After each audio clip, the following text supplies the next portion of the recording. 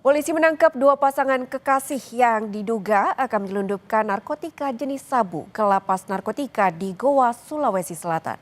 Pasangan kekasih yang merupakan kurir sabu berinisial AH dan DW ditangkap saat akan menyelundupkan 4 gram sabu. Dia punya mobil itu mana?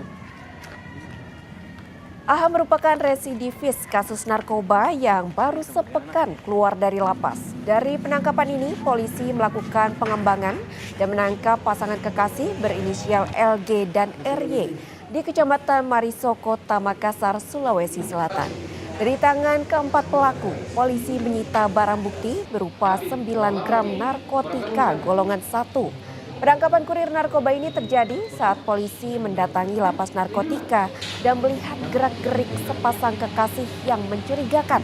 Dan saat digeledah, polisi menemukan 4 gram sabu siap pakai.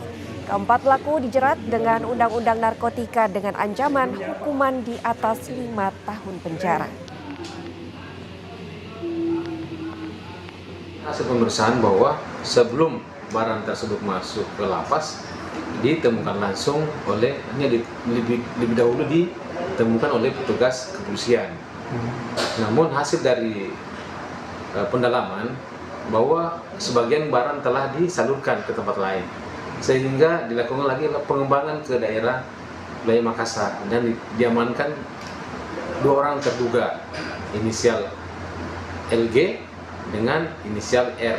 Pasangan kekasih juga, Pak? Pasangan kekasih juga.